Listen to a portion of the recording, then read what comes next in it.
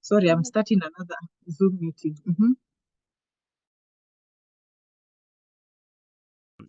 Creating that focuses on youth empowerment, especially creating work opportunities and ensuring that the youth are empowered in their entrepreneurship journey.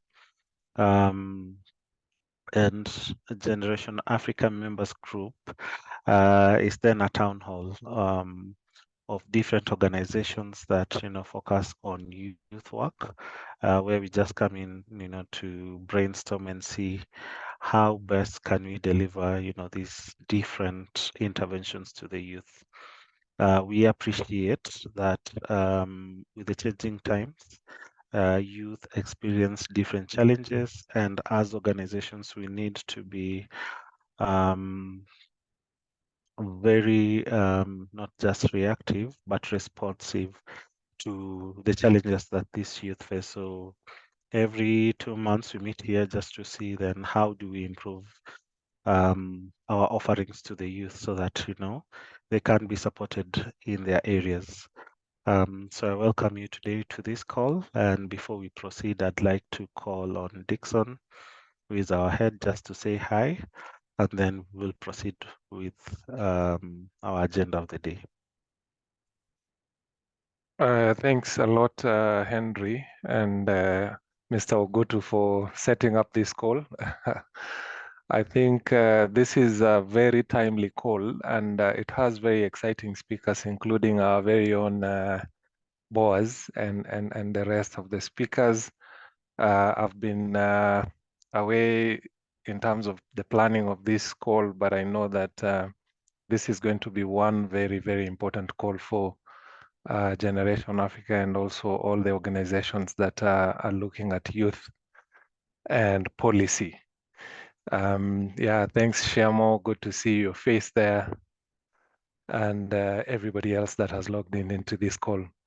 So one challenge for you, Boaz, that I have for you is that we are looking at creating a system change that shall be as a result of the policies that you have created and you have domesticated in the countries, that will definitely lead to job creation, because job creation has become a big problem in all African countries. I think every president you talk to, I was in Rwanda the other day, has this headache of job creation. And what we've also seen in terms of the advocacy, there are, and even the youth have told us in the survey that has been done, that policy advocacy processes that the youth have interacted with are those that are community-led advocacies. And so we need to have more youth-led advocacies happening across these countries. And I think if you sort for us those two major problems, we are going to be at a very good place.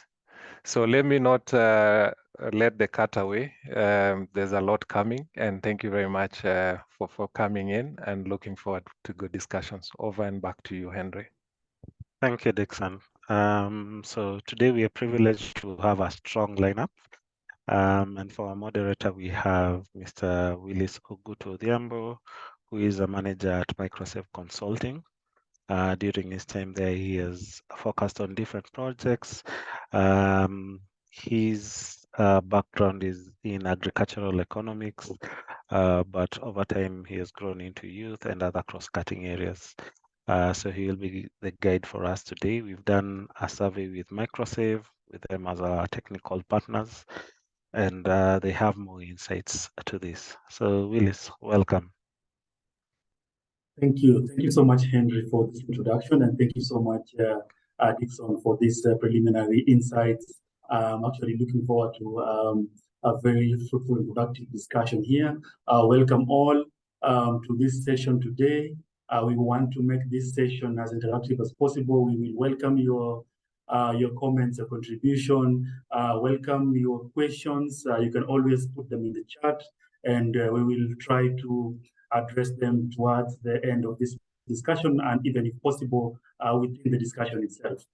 So when Henry was making his remarks, he mentioned something that is very important for us to note.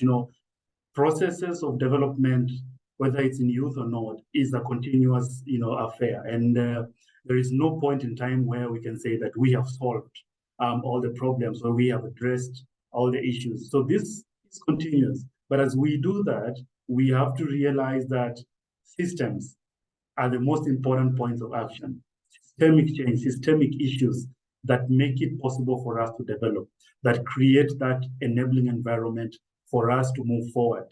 When talking about youth, we must look at the systems that enable youth to excel, systems that enable youth to be youth, and systems that enable youth to participate effectively in the economy. So today's session will help us go deep into this discussion to understand from a policy perspective, what is it that is happening? What is it that is not happening? And what is it that would be ideal? We will get insights from youths who have also been, to a certain extent, practitioners in this area. And we'll also get, insights from one of our speakers who is a seasoned expert in this area. And we will have to combine both perspectives, also from the audience to understand where we are going and what we have to do in order to achieve what we want to achieve. So at this point, I want to introduce our speakers that are going to be part of this discussion today. And Henry, just confirm that you can see my screen. Yes, we can. Perfect. So as Henry has rightly introduced me, my name is Willis, and I am with Microsave Consulting. This is a global consulting firm that is focusing on socioeconomic inclusion. Youth has been a very significant focus for us. We are looking at youth from multiple perspectives and multiple angles. So today I will be hosting this session. I'd also like to introduce Mr. Boaz. So Mr. Boaz is the head of policy, advocacy, and food systems at AGRA. He also heads the Africa Food Price Secretariat, and he holds a Master's of Science degree in Agricultural Economics from Kezire, and more as also from University of Sussex in the UK. So he has over 15 years of experience in the areas of agriculture and natural resource policy, planning and analysis, and rural development. He is a food systems champion and a 2017 fellow for the for the Aspen New Voices Fellowship. Today, we also have, we are very privileged to have with us Tshiamo Dichabe, who is currently an executive board member at the Africa Leadership Development Institute, that is Lead Africa, and also Maria Makeba Foundation. He is the founder and executive director Dichabe Investment Group, that is DIG, the Africa Youth Leadership Academy, and the Commercial Agriculture Youth Chamber. Tshiamo is the founding member of the United Africa Farmers Forum, South African Youth Chamber of Commerce, and the Local Government Youth Development Forum. So we are very privileged to have you, Tshiamo.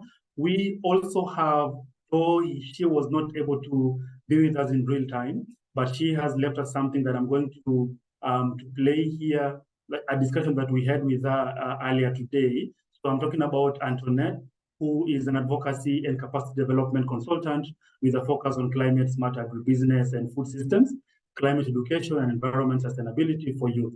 She's also very strong on gender and support vulnerable communities. So her track record includes hosting and facilitating youth-centered dialogues, as well as summits, particularly on climate change, agribusiness, and food systems. She's going to tell us a little bit more in the recorded conversation about herself and about what she has done and about what she's doing, and give us her perspectives. After playing the video from Antoinette, I will also let Tshiamo to give us a little bit of his insights, after which we will give Boaz time to also give us his insights based on his expertise as a practitioner in this area. So allow me to play this short video from Antoinette.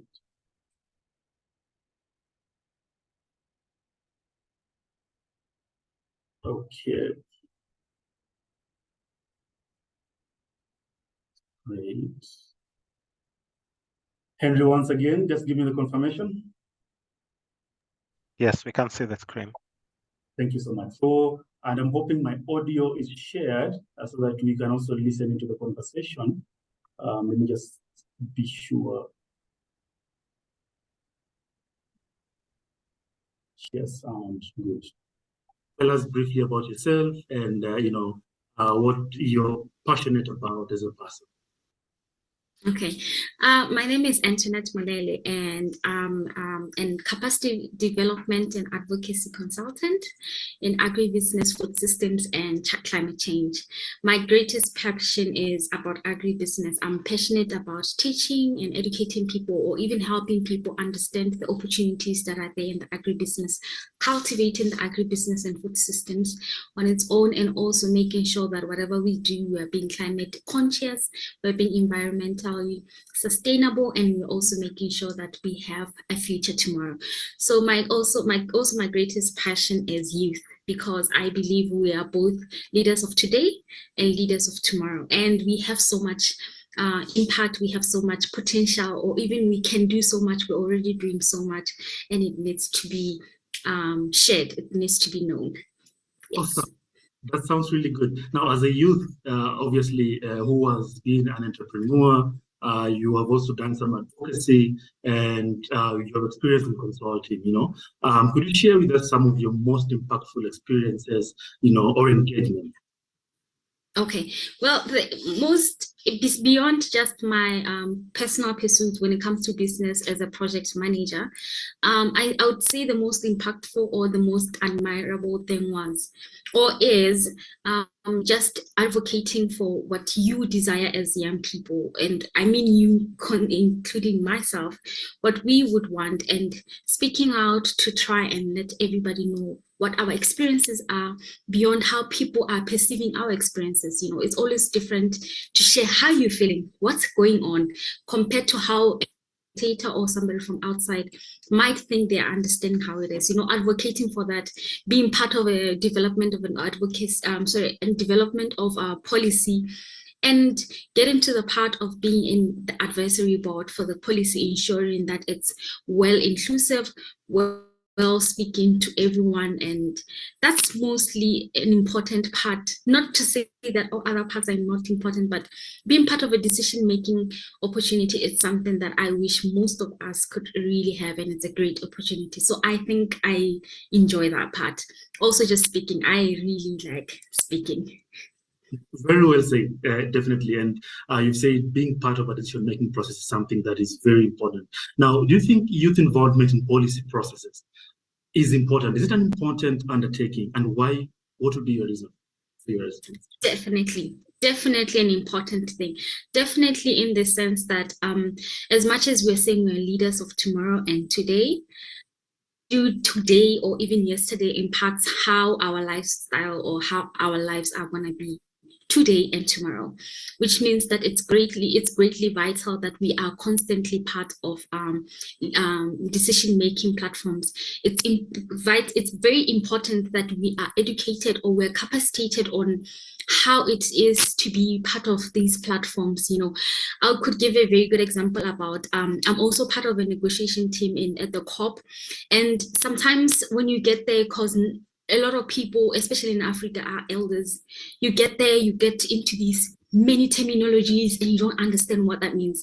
But when you're constantly capacitated and you understand what it means, and you even understand what you're going through when you go back home, what your experiences are, you can be able to find ways of voicing out what you're experiencing and making sure that even when negotiations are made, they favor you.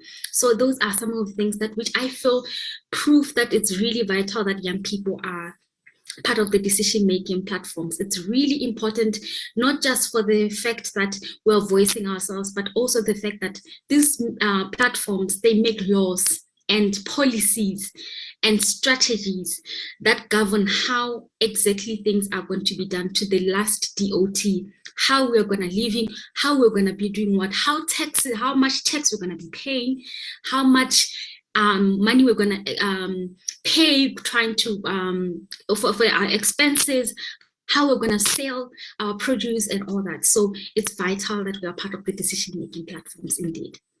Definitely, and I like your point. And you mentioned that you've been part of advocacy platforms and youth platforms and these other platforms, and you mentioned that you've been participating in COP and these kind of things. Now, I want to get it from your understanding. Do you think the context under which youths are engaged, is important? You've mentioned something about being in a place where you don't even get what is being discussed. You don't, the terminology and that kind of stuff is just out of you, out of your understanding. Do you think the context under which youths are engaged is important, in creating an environment for their open and honest contribution? What model, in your experience, works best for youth engagement? Okay, I feel if there are certain types of levels, and I feel we should have youth occupying everything. I'm all about, let's go all out, let's go in. Because whether we may realize it or not, we are tomorrow's elders. And if tomorrow I'm an elder or I'm the leader and I have no idea what I'm doing, imagine how it feels if this is like riding a bike or driving a bus and I don't even know how to drive. It means that people who I am leading are in danger already, potentially in danger. So I feel, first of all, if we have more collaborative platforms where youth can be able to share their experiences. My experiences in Botswana are different or maybe similar or different from those who are in Kenya, but obviously there will be those similarities, there'll be those differences. Us expressing these and finding means of solving our problems as our own is vitally important. That's one model. But there are also instances where what we are experiencing is beyond us. It goes back to who our current leaders are and what role we play in making sure that our current leaders understand what we are going through, what's happening on the ground. I mean, I'm not saying they're not on the ground, but their experiences might be different from ours. Say I'm a young person, I just finished out of college and I'm pursuing an agribusiness. I do not have money, I do not have finances. Access to finance on its own is something else. Access to land, it's something else. Yes, maybe my family may be having a land, but it's my family's, you find yourself getting into these wars and conflicts, home conflicts because of that kind of land. Or even just worse, access to trade. How am I going to be able to trade my stuff beyond just my country? All those things are very important, as much as we might think, well, we'll cross that bridge when we get there. But the fact remains that all those platforms, they need that kind of governing strategies and laws that help us to be able to understand what we can do as young people, or at least speak to them in a way that when I get into an office asking for money, loan, I know at least I'm covered somehow. My form of security is not as difficult as I have to secure I have to use my house as a security, something that which I do not have. Such kind of platform. So I believe that when we have that kind of engagement to so many levels, that being inclusivity and also making sure that we are capacitated in every level, so that even if there are any terminologies or anything like that, we are sure that, well, they don't scare us, or at least it's just a great opportunity, not a challenge, for us to learn, for us to be better, for us to be better leaders of tomorrow and even of today. Yes. Thank you so much. We had a very lengthy conversation with Antoinette, and I just wanted to play this part, and this I wanted to act also like a prelude to part of our discussion here. I want to share with you briefly again something that came out of this research that we did, and it speaks to part of what Antoinette is talking about, and I want to show you briefly some of the findings that we were able to derive from this survey. And just let me share my screen right now. It's going to take a minute. Good. I'm sure you can see that. So we spoke to a good number of youths from across the continent, and about 73% of the youths we spoke with were agripreneurs. A little bit, about 8.3% of them were in school. One thing that was interesting when we were having these discussions, or when we were seeking their thoughts, there was a specific area around policy that we asked them in terms of their participation, how have they participated, and how was that participation for them? So we realized that a good number, a good percentage, about 35, close to 36%, had communicated, had participated in policy processes from a community-led, point, where they are in a forum with people that come from around them. And then others, about 27%, had no involvement. But there are two groups, those that had participated in forums that were led by other youths, and those that had participated in forums that were mixed up or were government-led. And if you remember what Antoinette has spoken about in terms of capacity to participate effectively. Are these youths participating effectively? Are their contributions counting towards the end goal of this participation? Do they even have the capacity to effectively contribute to these policy processes? She mentioned something about terminology. This can represent the complexity of the policy issues that are under considerations. Do they even have the ability to understand and effectively engage at that level? So these findings that we have here point us to something about effectiveness of participation. And we will get perspectives also from Tshiamo, and then we will also get some insights from Boaz. So before we get to Boaz, let's listen to Tshiamo. Tshiamo, I would like you to come in at this point and just also tell us about your involvement in this area, and how much you have seen, what observations you've made, and from that experience and that exposure, what is it that you can say here in terms of youth involvement in policy processes and how effective that is? Please, Boaz.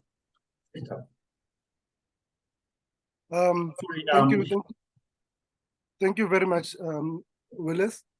I think maybe just to start off with and give a bit of a background in terms of my involvement within the policy development space and some of the work that we have done through the organizations that I'm involved in. So I just want to reiterate Antoinette's input to say, youth participation and involvement in policy development is very important. As you know, and as she indicated, we as the young people are tomorrow's leaders today. So if we are not involved in policies that are going to direct our future, and we are not involved in the development of those policies, and we allow our elders to dictate policies that by the time we get to implement these policies, some of these elders will not still be alive. It is very critical that as young people, we participate, we get involved, and we shape the future that we want, and not leave it to just destiny to deal us whatever the dice we may roll. So in terms of background, initially I was one of the key founding members of the Commercial Agriculture Youth Chamber and the South African Youth Chamber of Commerce. And through my involvement in terms of these two non-profit companies was mainly to mainstream youth participation in our economy and ensuring that young people are actually active drivers and provide active citizenry when it comes to youth development that of specifically policies that will affect them in the future. As we know, in South Africa and in Africa, we're experiencing high levels of unemployment. And I believe that the solution for some of these unemployment issues that we are facing as a continent, the youth have the solutions and the answers to some of these. So we were involved very much in the establishment, for example, in South Africa, of the National Youth Development Agency, which is a youth-focused agency in South Africa, taking full responsibilities of the youth activities, entrepreneurship development, work development, education, and skills development as such. And through the collaboration of the different stakeholders, we were able to then be able to process certain policies through the National Youth Development Agency, where young people had a voice to say what is it that they could do for themselves and not wait for government per se to do things for them. And through those processes, we were able to develop the Integrated Youth Development Strategy of South Africa. We were able to develop the National Youth Policy of South Africa. And we were also able to develop the National Youth Accord, where all the different spheres of government are able to provide inputs on how to address some of the key challenges that young people are facing. So at a national level, these are some of the work that we have done. At a continental level, we've worked very closely with the African Union in terms of NEPAD, where we looked at the rollout of your CADEPs, you know, the Comprehensive Africa Agricultural Development Programs, and how do we ensure that young people understand the 4 key pillars of CADEP and they also participate meaningfully in terms of how to roll out some of these policies on the ground. Because it is good to have a policy, but if you cannot implement it on the ground, then it's actually just a document that is gathering dust in a politician's office. So young people need to get involved in such policy development, and we have been really in the process of mainstreaming youth participation in policy development, and obviously advocating for young people to be able to be the drivers of their own destiny. So at an international level, I'm the South African representative for YPAD, that's Young Professionals for Agricultural Research and Development. And through that aspect of being involved with YPAD at an international level, we have been able to also streamline some of the engagements that we want from young professionals within the agriculture sector, and obviously opening and identifying gaps where young people can get involved. So through the Africa Leadership Development Institute, we've worked very closely with different foundations and different organizations. For example, Meals on Wheels Community Services South Africa, which provides food on the ground in terms of securing our food security. And with the United African Farmers Forum, we are looking at aspects of the security of our food systems. But these in all cannot be in totality, cannot be able to be implemented without young people being the custodians of the policies that drive the programs and the projects. So I'm really excited about these conversations that we are having as African young people, and I believe that we are in the step in the right direction. And once we can ensure that we create that platform where young people are able to gain insight, be capacitated in terms of the development of the policies, and also being able to action some of these policies on the ground, then we are really on a road to success. Thank you very much, Willis. Well said, Tshiamo. I think you have very strong points there. Based on your background and the amount of work you have done in this area, I think this is very, very impressive. And I know we will get back to you in this discussion, but I also want to get perspectives from somebody who has been in this practice for some time, and he's representing a side that, I don't want to call them antagonists or protagonists, but it's a side that is basically leading, and youth also want a space in this table. So, Mr. Boaz, you have, wealth of experience in leading policy development and policy support across the continent within your work at AGRA. I just want to get your perspective. How is youth involvement in policy processes important, or is it even important from your perspective? Please go ahead, Mr. Boaz. But Mr. Boaz, tell us, first of all, briefly about your work, and then please weigh in on this discussion. Welcome. Thank you so much, Dr. Odhiambo. I'm really glad to be part of this discussion. I think you can hear the voice, the tone that both Antoinette and Tshiamo were using. That tells you the magnitude and the enthusiasm that the youth have. It's always feels exciting when you are listening from the youth. I normally have this adage that you are as old as you feel. If you feel you are 79, you are finished. But every day I wake up, I feel like I'm 28. I know that I'm in the brackets outside the youth, but you are as old as you feel. So when you listen from the youth, the enthusiasm, the encouragement, you feel very, very excited. I'm glad to be part of this discussion. If you allow, Ms. Odhiambo, let me just give you a small history of my career to guide you on where I actually had defined my passion and in the area of policy. When I grew up as a young boy in southwestern Uganda, where in high school, after university, and my first job, I worked in the Ministry of Agriculture. And as an economist, I finished my first degree in economics, and therefore I happened to get a very good positioning within the Ministry of Agriculture and the planning department. What that means basically is that you are placed at the table where you are able to read, to be able to understand how do you identify an issue or a challenge that is described as a policy issue. Because that's what I think one of the colleagues that was speaking here was be able to tell. It's very, very difficult when you ask people that the challenge that the environment is facing is either a policy issue or is an implementation issue. So for me, I think my first job in the Ministry of Agriculture gave me the understanding of how you begin to know what is actually the policy failure. Because by definition, a policy is a deliberate course of action or a set of principles adopted by the government to achieve a certain goal.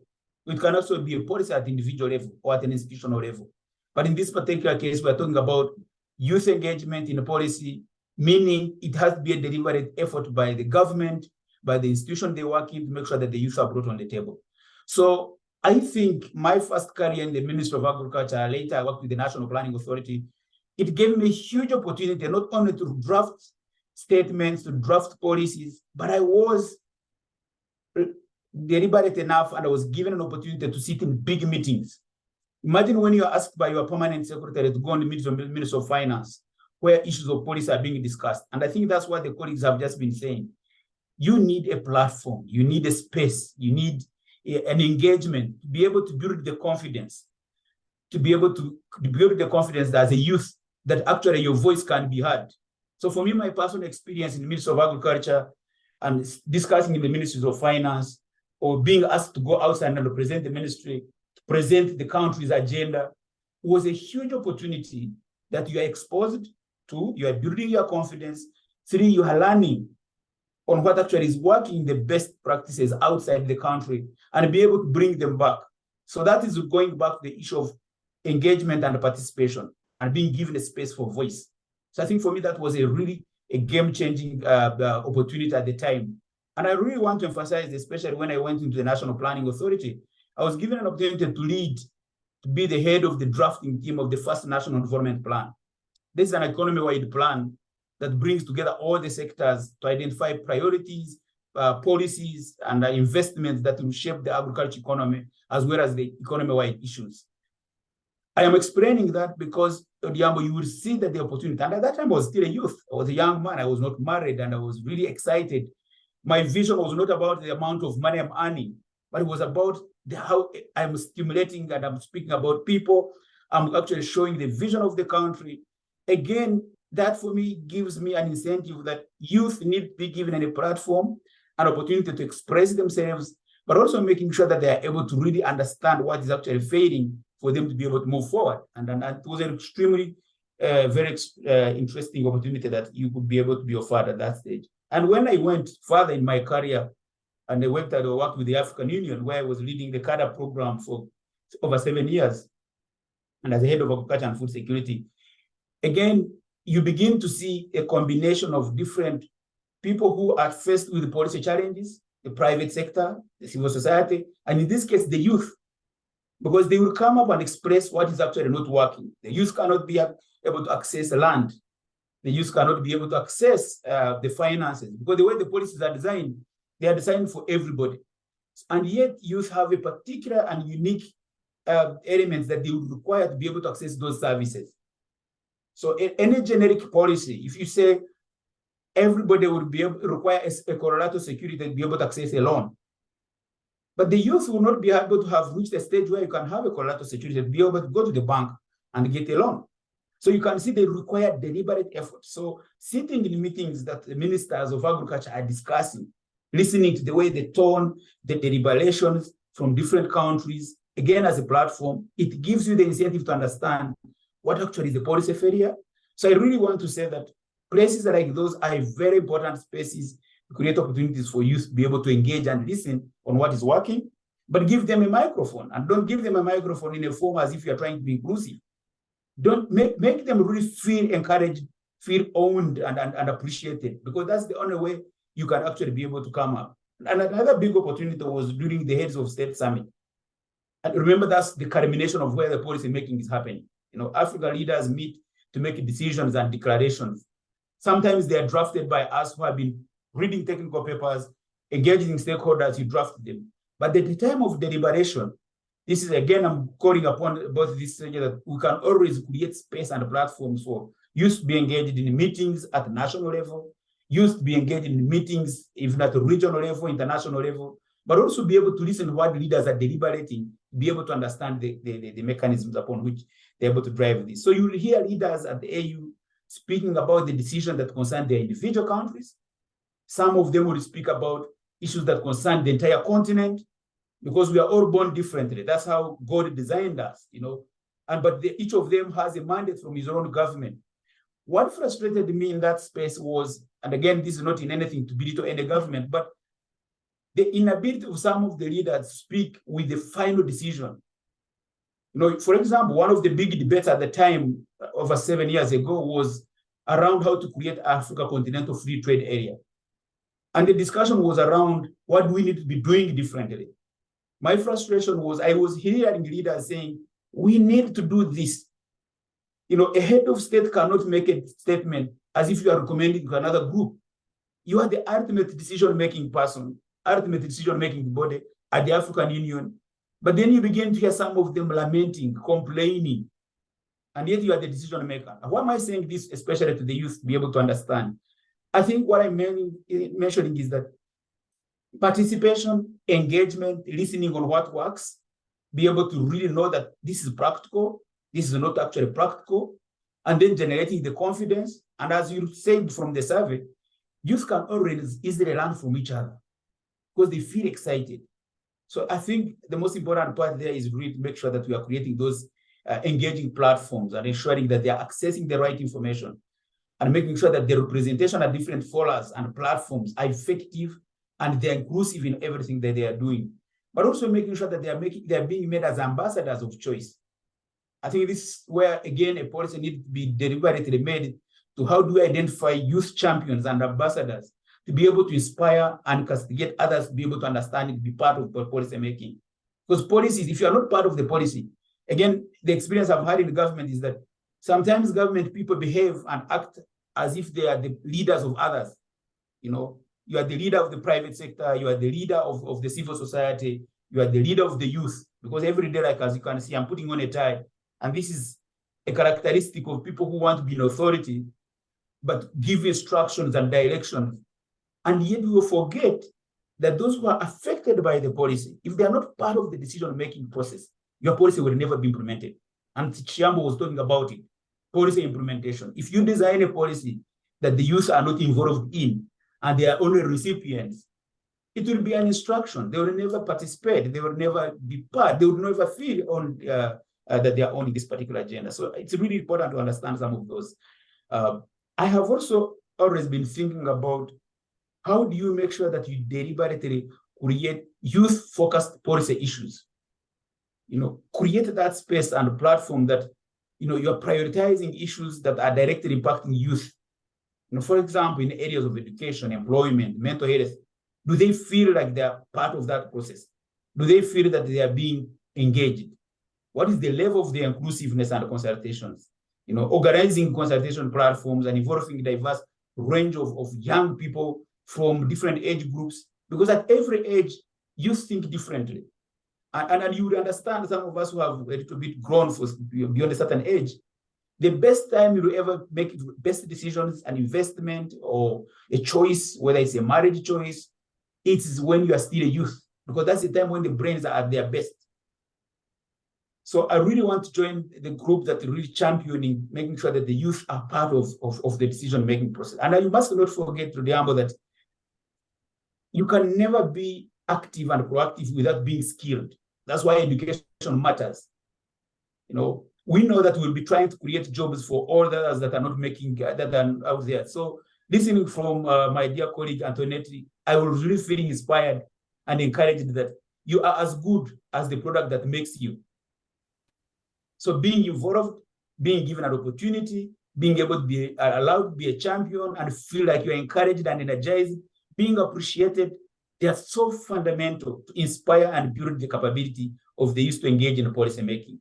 So as we design policies, and I think I'm encouraged that this particular year and the coming years, we're going to be very, very deliberate on how to make sure that we create platforms and space for youth to be involved, to make decisions, to be able to make choices that concern them, as opposed to being recipients of these choices. And at the last part, I would really want to make sure that the new models and tools are going to be very, very fundamental. Digital spaces, using artificial intelligence to be able to solve state-of-the-art problems, including cultivation and agriculture that we've been talking about, which is on farm. Because a lot can be done using those particular approaches. So I really want to thank and appreciate you for giving me this opportunity. But in the work that I do here at AGRA as the head of policy, our deliberate work is to make sure that we identify and work with governments, ideally because governments are the leaders in the policy making. We don't do policies for them, because as I mentioned earlier, government has the prerogative and the mandate to design and put policies in place. But the challenge that we try to bring on board with government is that don't sit and craft a policy and give it to people to receive, especially the youth. Let the youth be part and parcel. Let the youth be able to tell you the challenges that you describe in the policy process. Remember, when you are designing a policy, you first describe the policy problem. What is failing? Lack of access to finance by the youth, lack of access to land by the youth, lack of participation. That should not be coming from those who have written policies or read about them. They should be coming from the youth. Give them the opportunity to write the draft statements of policies. How do you describe an issue in a policy that is attractive for a decision maker? That should actually involve the youth to be able to draft policies themselves. That's policy identification and policy design. When it comes to policy implementation, they need to be at the center of policy implementation. We've started a program, and we're going to be starting with a few countries in Rwanda, Kenya, and Ethiopia, ideally to identify young people, place them within the ministries of agriculture, to be able really to be part, listening from the minister speaking, crafting the draft documents, be able to take them through, see how they are signed and the process, with a view to make sure that they are helping the policy design and implementation. And then the last, which is the most challenging, is monitoring the effectiveness of the policy. And this normally is done by experts. You bring M&A experts. But I think at this stage, this is where we have to be very deliberate on teaching the youth and making sure that the youth are given an opportunity to know, how do you identify that this is a policy problem that's affecting the youth? How do you identify that this is the way you design and draft and socialize the policy? How do you make sure that the policy implementation is actually following the policy problem that you define? How do you make sure that when you are monitoring and reporting on the policy failure and the policy success, is speaking the original intentions the way they were designed? It's really, really fundamental. And I really encourage, I feel encouraged to see the youth at the center of it, and the description that are coming from our colleagues is exciting. And as I say, you are as old as you feel. If you feel you are finished, you completely get finished, even if you are 22. So take it, and I really like being part of this discussion. Very well said. Very well said. I like it. I like your point so much, and it actually brings me to something about inclusivity. As much as we're creating platforms and enabling or providing avenues for youth to get engaged in policy processes, are we ensuring that these platforms are inclusive? And this is where I want to bring back Tshiamo. But before I do that, I want to also play another part of the clip of the interview with Antoinette earlier this morning. And one of the questions that I asked her was about her experiences based, gender. Are there specific challenges that, female youth are facing in terms of participating in these policy processes? So let's listen to Antoinette, and then I'm going to get back to Tshiamo to give some insights on this, and then I'm going to come back again to you, Boaz. Thank you so much for those insights. Let's listen to what Antoinette had to say tomorrow and today. So I want to also get this, from a gender perspective. And I don't know, as a youth, as an entrepreneur, as a practitioner in this field, I don't know what you've seen. What do you see as the greatest challenge for female youth participation in policy processes? Okay, well, to be honest, we are vitally having greater problems, not just beyond just how culturally in Africa women are always viewed, but beyond just talking about challenges, I could talk about the opportunities that are there. The opportunities in the fact that even as a girl child, we have a lot that which we have in mind, if beyond just how we're being treated at home, as homemakers and all that. In platforms where we are inclusive in policy, it's always, not always, but it's somehow a great opportunity that we need to tap into more often, because we can speak, we know what we are going through.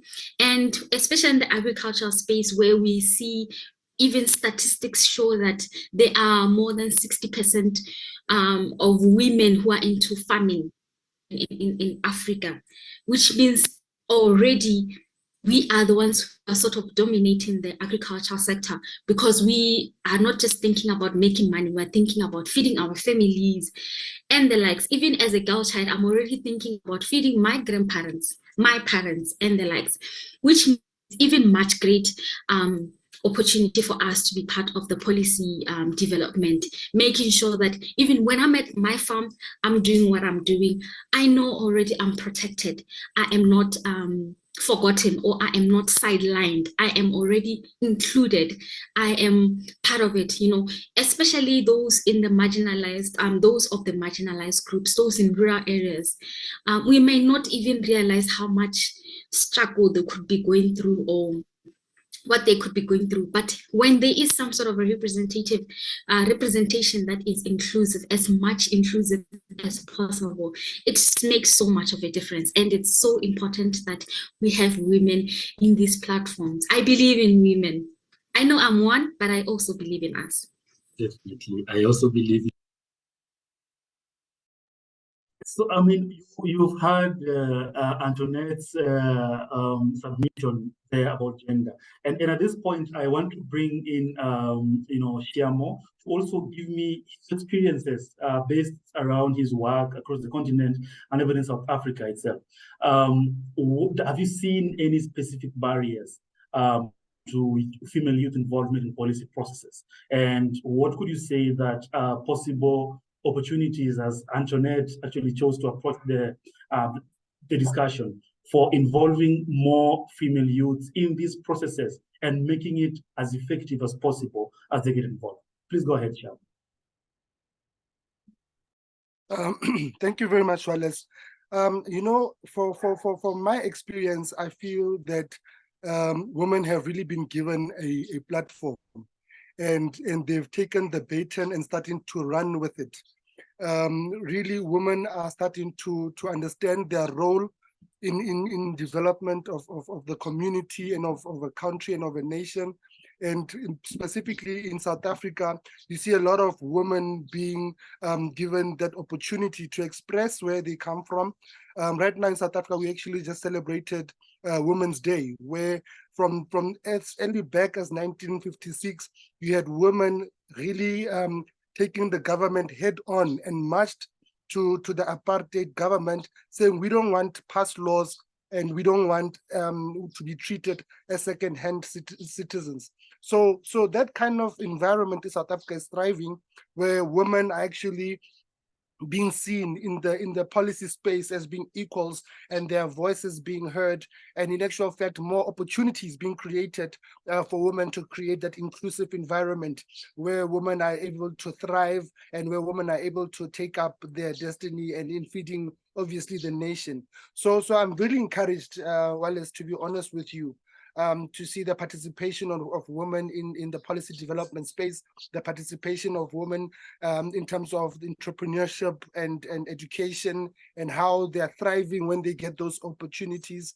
There's still obviously a lot of room, for improvement in terms of our cultural beliefs as Africans, to adjust in a way that we make sure that our young women and obviously participate meaningfully in policy development. There are obviously, excuse me, other sectors which also needs to transform in terms of the participation of women in these sectors. For example, in South Africa, you find that 80% to 90% of construction companies are actually owned by men and males, predominantly white owned. But you're starting to see now a bit of a transformation of women also getting into the construction sector. Whereas on the other side, when you look at the agriculture sector, you find that there is quite a lot of women who are actually involved in the agriculture sector, but the only challenge for them is access to land, because majority of the land is still predominantly owned by males and predominantly owned by white people.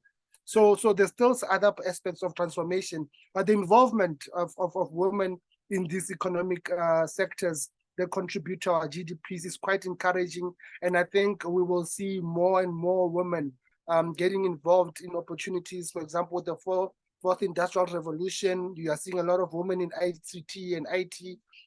In the mining sector, starting to see more women getting involved. in those kinds of sectors. So we are really encouraged at the national level through the South African Youth Chamber of Commerce and the Africa Leadership Development Institute to see more women getting involved and occupying their space and not being left behind, and decisions being made for them by their male counterparts. So really I am quite impressed, and to see people like Antoinette who are also now involved in terms of the climate change and advocacy in terms of women getting involved in renewable energy and those kinds of aspects. So it is really encouraging, I must say. Awesome. I'm really happy to hear that from you, and that there's a lot of good things happening. So I want to hear from Boaz from a continental perspective, based on your interactions even with other, governments and that level. Do you see adequate structures for women or female youth involvement in these policy processes? And are there conditions created that are encouraging effective participation of female youth in the policy processes? And is there something that can be done better? Or what do you think? Please go ahead, Boaz. Thank you so much, Odhiambo. I think from where I stand and at the continental level, especially using the experience that we work with the African Union, even at AGRA with different countries, I would rightly say that the platforms and the mechanisms that bring on board everybody are limited.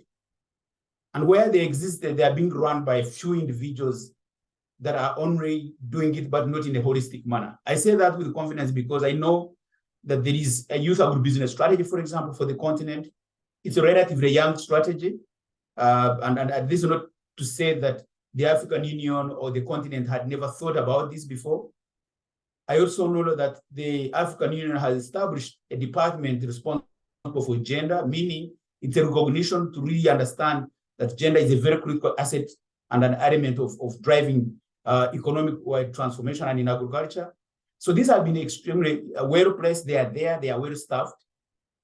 But the challenge comes when you do not have a framework that guides every country on the steps, processes, procedures that allow every youth involvement. So for me, the weakness is around not only lack of the frameworks. There is a continental women strategy. There is a continental youth strategy. But remember, policies and strategies are not intended just to have documents in place for the sake of it. They are supposed to influence change. So what we don't see in the real practice is the instruments of ensuring that strategy is actually being applied in every country. Until 2014, when the CADAP came up with the Marabo decision that commits every country to report on progress every year, one of my biggest jobs that I was doing at the African Union was to review the implementation of the previous strategies. Every year, a decision, there used to be 2 summits every year, in January and in March, in January and in August. We notice that literally all the decisions are being recalibrated.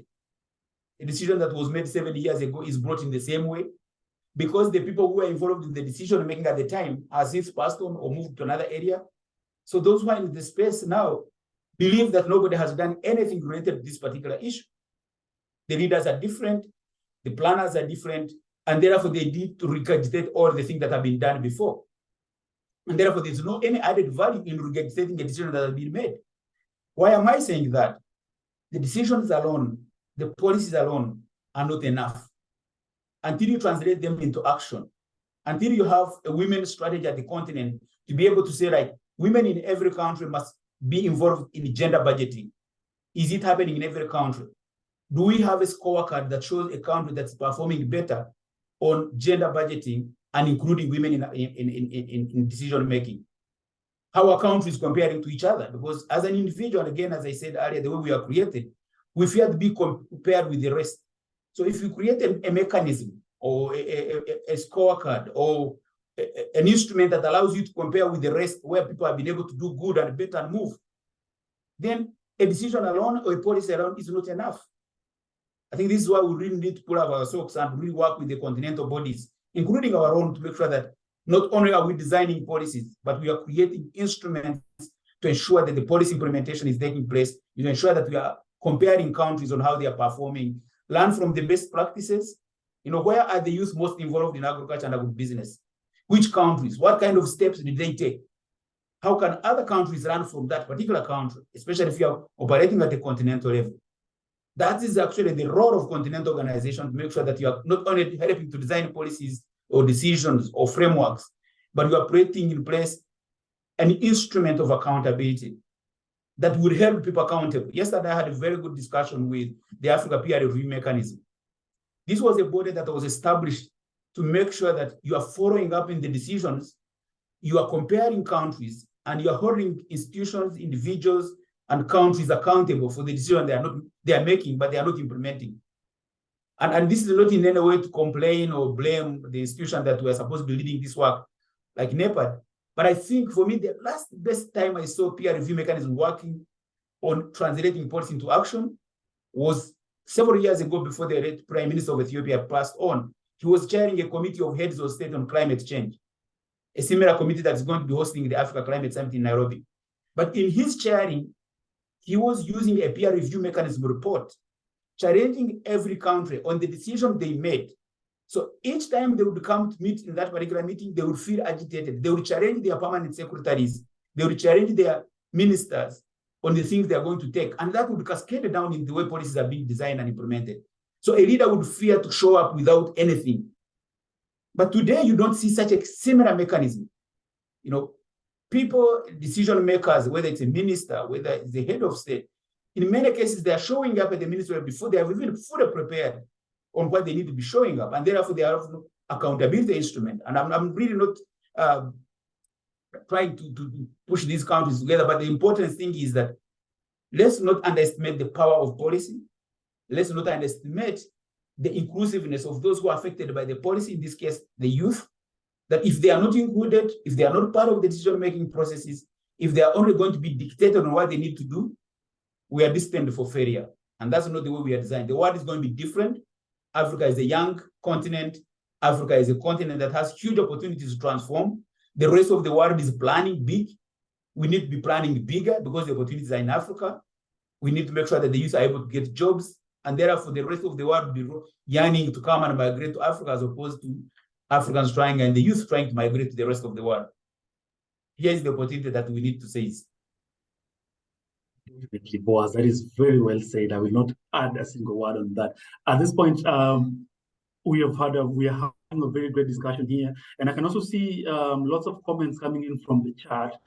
I'd just like to highlight a few by voicing them, and after this, we're going to have open session for questions from the audience or any comments. We will take a few as we move towards the close of this discussion. After these comments or questions, we will get back to our speakers, who will give us some of their parting shots that will lead us towards the closure of this discussion. So I just want to voice a few of the comments that I'm seeing in chat.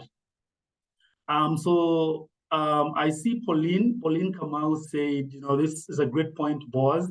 Heads of state are the ultimate authorities.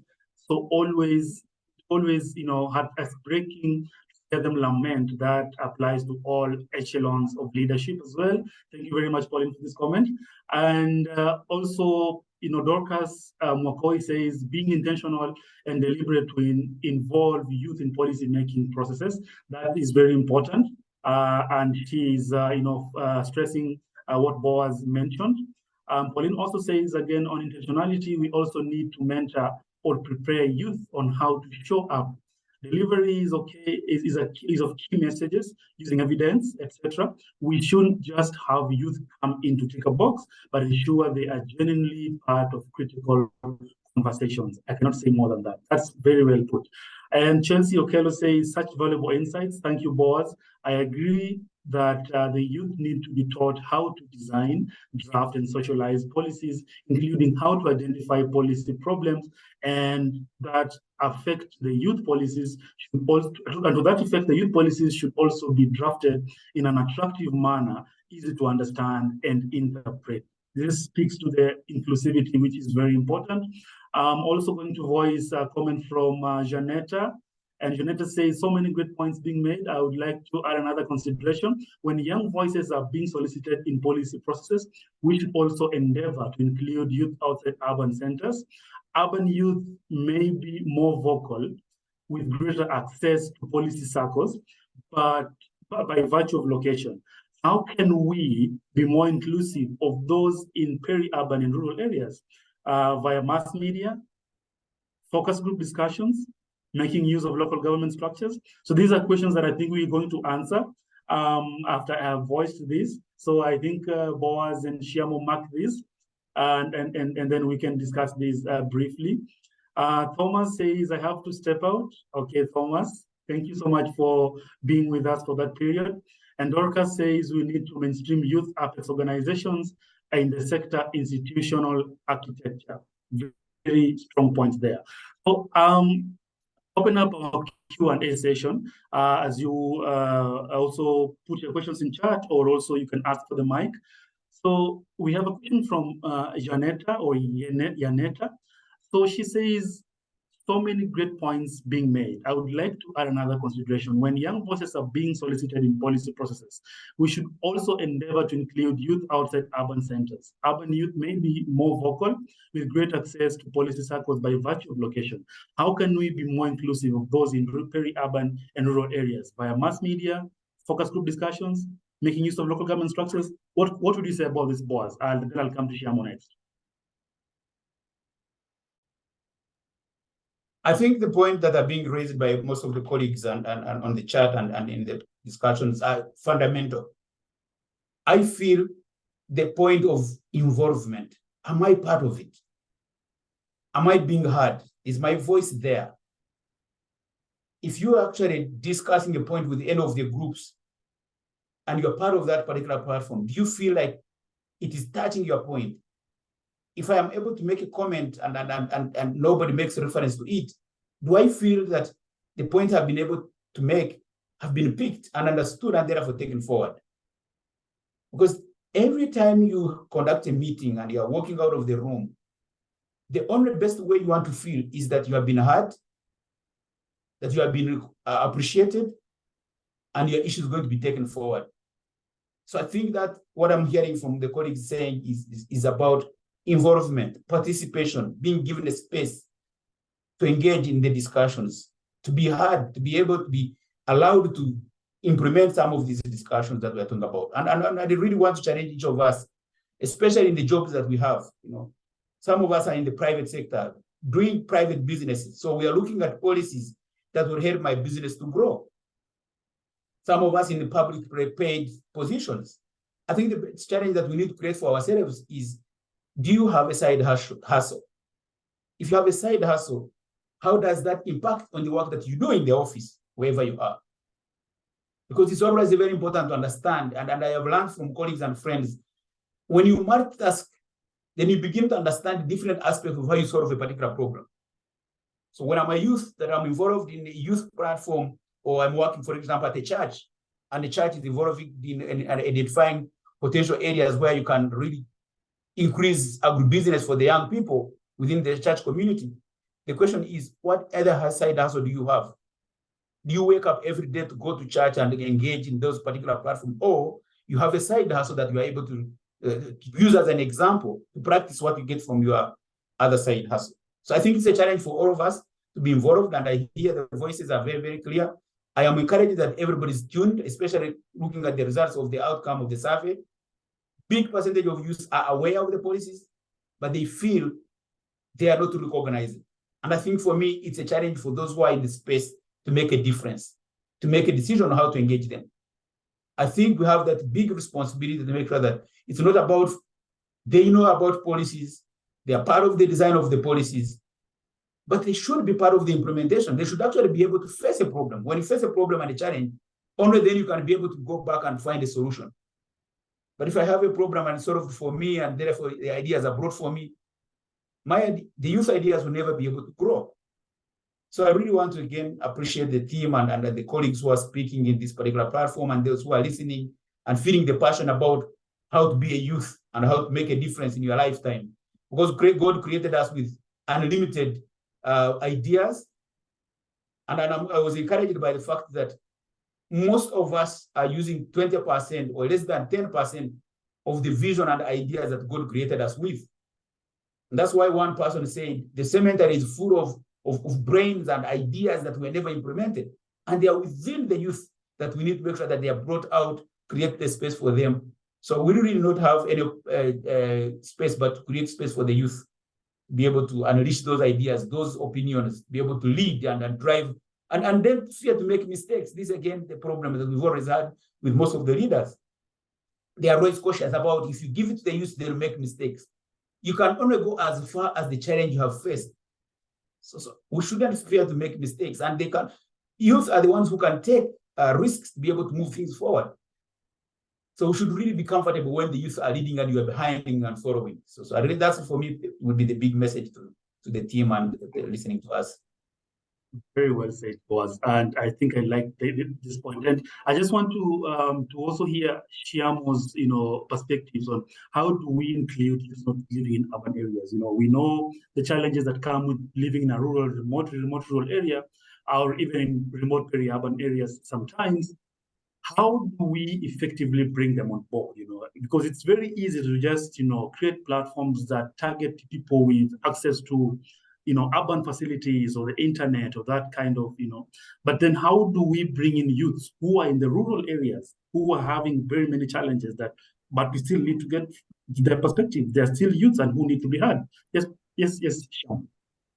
Thank you so much, Willis. So what I will maybe just give you a brief background on is some of the work that we've actually done on the ground.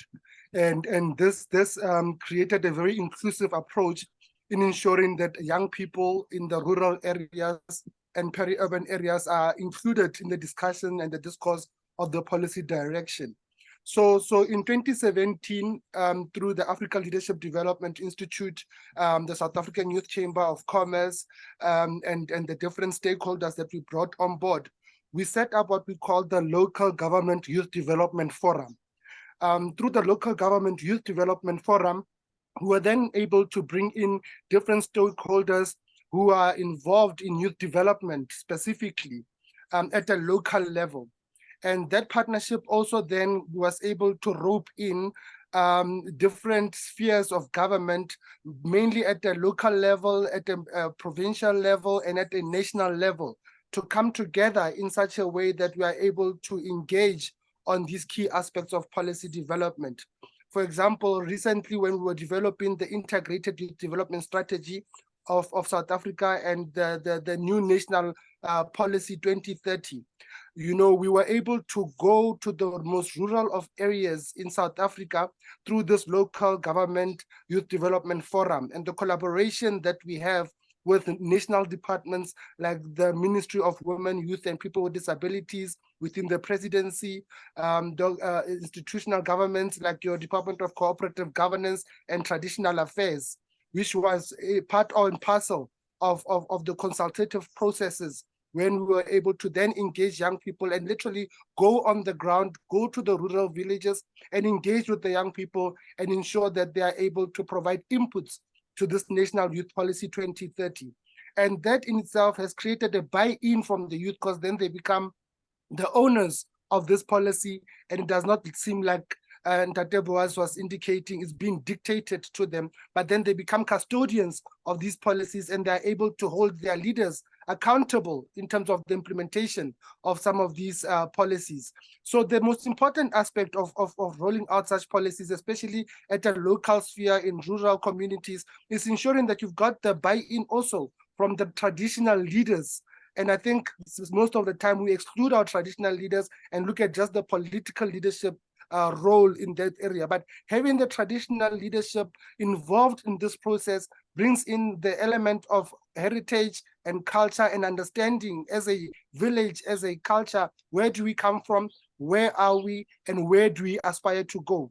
So this kind of inclusive approach, we normally call it the future search process. With the future search process, it's easy then to ensure that you've got a clear understanding and buy-in from young people in these rural spaces, who initially would have been excluded from the policy discussions and the discourse. But when you are then able to create this future search process, you create a platform where they are able to be the custodians of the policies that affect them directly.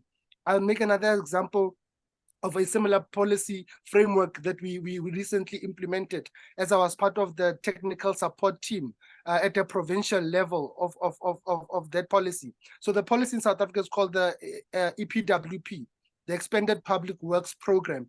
It's a public employment program by government which seeks to create X number of work opportunities for unemployed young people, especially in the rural communities, just to create a buffer of income so that we reduce the high levels of poverty, especially in the rural communities. And through this EPWP policy framework, you've got a clear institutional arrangement that is put in place. And through that institutional arrangement, you are able to then create a sort of KPIs for leaders who are responsible for the different sectors that are supposed to be creating the different work opportunities in the different sectors. So the public employment program in South Africa is about 4 different sectors, which creates also another inclusive approach. There's the infrastructure sector, there's the environment and culture sector, and there's the social sector and the non-state sector. And all of these sectors, it's easy then to see how do you mainstream young people into these different spheres? How do you ensure that you've got buy-in from young people into these different spheres? But at the same time, how do you hold the leaders that are supposed to be implementing these policies accountable? I like what Ntate Boaz was talking about in terms of the peer mechanism review, or the peer review mechanism.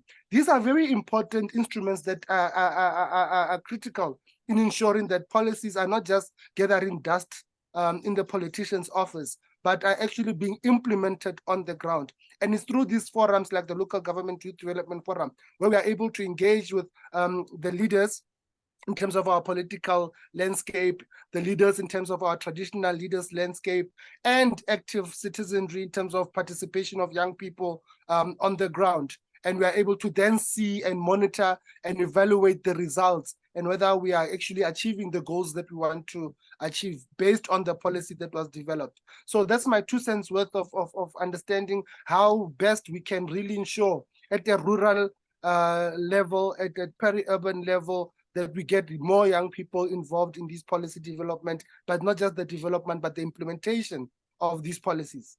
Thank you so much, Willis. Definitely, I think that is very well put. And I'm also getting some more perspectives from Chelsea Okello, who says, from my perspective, I feel that focus group discussions would work for youth in rural areas in collaboration with local government. It all starts with creating awareness. The youth need to understand the importance of their participation in policy making. Then comes the point where the youth are mentored or groomed to show up. So enlightenment is key. Ladies and gentlemen, we are coming towards the final bit of our discussion today. And at this point, I want to give our speakers a chance to give their final remarks. And I will start, obviously, with Antoinette, the only lady who is present and also absent within the speaking team. So I also asked her to give, what she would say to policymakers as a parting shot, based on her experience and based on the work interactions that she has had. And this is what she had to say. Please listen in. In women, I also believe in equity at all levels. And I like your perspectives a lot. So I just want to get one more thing. I know we are moving towards the end of this discussion. Now, I mean, you have had some very significant experience in this area. And I just like to get like a parting shot from you. What is one thing or 2 or 3 that you have always wanted to tell policymakers and implementers about youths and youth engagement?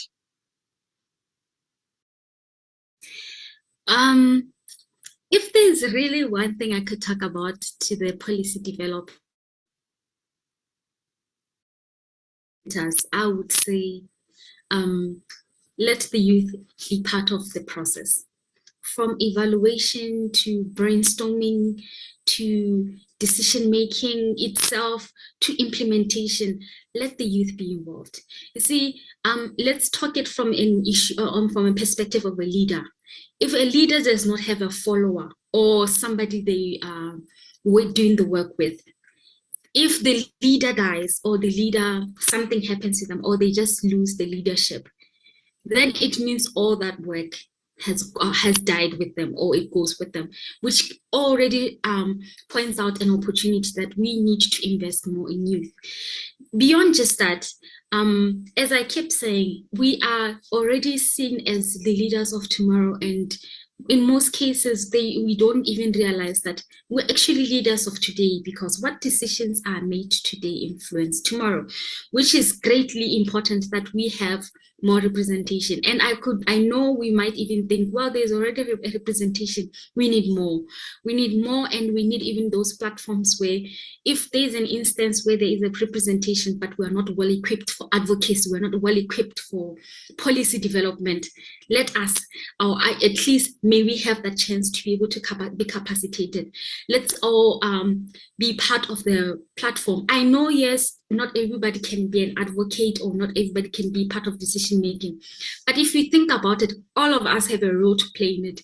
Whether just coming in and saying this is what we're experiencing in just brainstorming sessions or consultative sessions, I have a part as an individual, whether I'm part of decision making or not. That's my part to play there.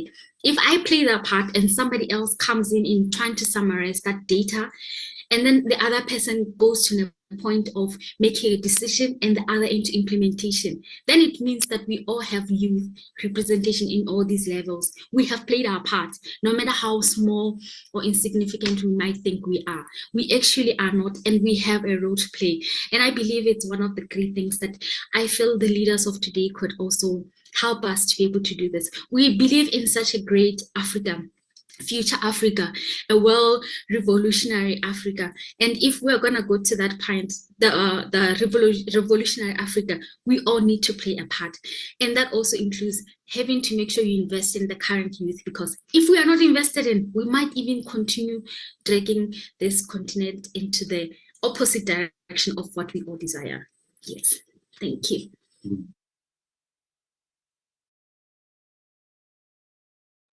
We're getting very good points here from Antoinette in terms of her parting shot, and she's giving us very, very strong points, obviously. So at this point, I've seen a comment also coming from one of the audience, Emma Odera, says, as much as we are talking about youth involvement in policy making in urban, peri-urban, and rural areas, the question should be, are the youth ready and willing to take part?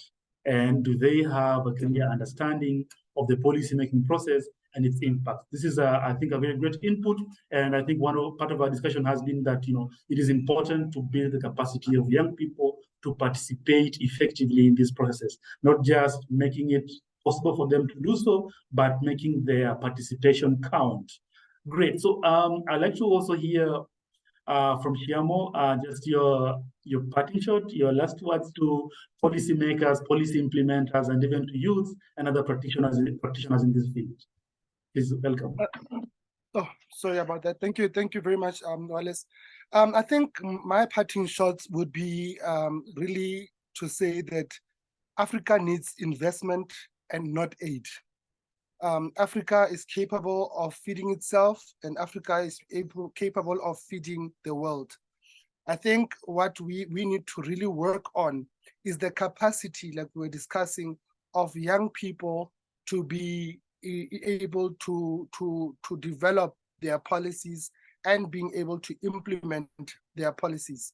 We did a study once with FAO where we were checking the capacity of young people to manage responsibly foreign direct investment within the agriculture sector.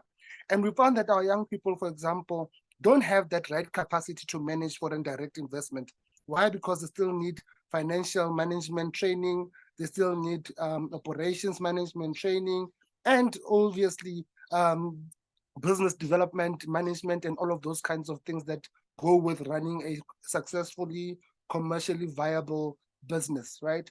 So in parting is that we as young people and as Africans, we really need to strengthen the capacities of young people to manage not just foreign direct investment, but to even manage themselves and really move away from this hand of dependency on other continents to come in and help us to get out of the situation that we are in. We have the talent on the continent. We have a very youthful continent, and we really have the resources to get ourselves out of this slump that we find ourselves as Africans, dealing with obviously the triple challenges of poverty, inequality, and unemployment. But it's really going to take us holding each other's hands. And as the saying goes, it takes a village to raise a child, that we work as a village and we work together, we collaborate, we're not in competition, to make sure that Africa becomes the great continent that we know now that it once was. Thank you very much, Wallace. Thank you so much, Tshiamo, for this very strong participation. I would also like to hear from Boaz. Yes, welcome, Boaz. Thank you so much. Again, for me, the inspiration is immediately what Tshiamo is saying. You can hear the power, the passion. You understand the issues. So that space is very, very important. First of all, again, to reiterate the point that Africa is a young continent. Africa is a rich continent, as Tshiamo is just saying. So it really, really is a huge opportunity for the transformation of Africa to happen today. So those who are in positions to make decisions, to make choices, have to make sure that the youth are part of this agenda. Youth ideas matter, their perspective matter, their perceptions matter. They need to really be known that they are being heard. Being given a space is not a choice. It's not an option, but a choice that everybody must make. It encourages them to be able to make a decision and move forward. So we really have a huge responsibility. And as we move into the next couple of hours, decades, the rest of in the future, as we achieve our sustainable development goals, it's the biggest opportunity that Africa will ever have to engage youth, and especially in the policy decision making, because only then they will be part of the action that is going to be taking place moving forward. So we have the space, let's create it for them. And not create it for them, let it be created, because, and I want to challenge the youth themselves. Don't wait to be invited on the table. Show up. And when you show up in the best way possible, so that everybody begins to regret, why did we actually, had we missed the opportunity to make sure that these youths are involved? Do not wait for that opportunity. In countries where we've seen revolutionary leaders show up, they have been able to really think about themselves. They are never invited. So don't wait until you are invited. Show up and be able to raise your flag, and that flag will belong to you, and you'll be able to drive the continent alongside with the rest of the fellow youth. I really like everybody to have been able to be part of this part. I mean, I enjoy having been part of this discussion and listening from the youth. We will continue to do this as and when we are given the opportunity. Thank you so much. Thank you so much, Boaz. So much appreciated. Your very significant insights. We had very, a lot of value to this discussion. Thank you so much, Tshiamo, for making part to be a speaker today and sharing your experiences in South Africa and beyond, and also just sharing with us your insights. We can also not forget to thank Antoinette for her contribution in absentia. I think she has also been very, very, very provided very strong points here for this discussion. We are very grateful for the audience that have been with us from the beginning of this discussion up to this point, and we would like to have these discussions even beyond this session today. We will still continue having this on the virtual platforms, LinkedIn and other platforms, where we can engage on these discussions and possibly find ways together to just ensure that young people in Africa effectively participate in policy processes, and that their participation counts, and this their contribution is implemented. We understand the level of creativity that comes with youth, and would like to tap into that. I have been your host. My name is Willis Ogutu.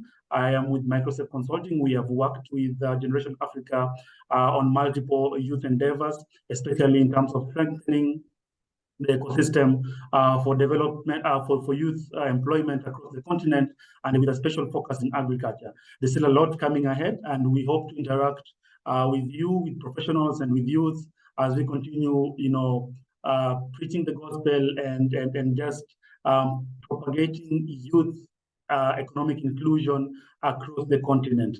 At this point, I'm going to give it back to Henry, who will do some final comments and conclude this session. Thank you so much, and Henry, to you. Thank you very much, Willis. I'd like to thank everyone who participated in this. I think the 1.5 hours, have just flown by very fast. It was really nice to see, once youth are empowered, how they can contribute. And we'd also like to thank Boaz for his wisdom and his time. So as I said, Generation Africa members group happens 6 times in a year, and we will continue discussing other issues. If you wish to be a member of this, kindly write to info@genafrica.org or members@genafrica.org, and we will always include you in our discussion. We will generate a discussion paper around this discussion that we've had today and share with everyone who registered, those who were able to attend and those who did not, and also the members of our Generation Africa members group. With that, I'd like to say thank you and goodbye. See you next time. Bye. Thank you and goodbye, everyone. Goodbye. Goodbye. Thank you.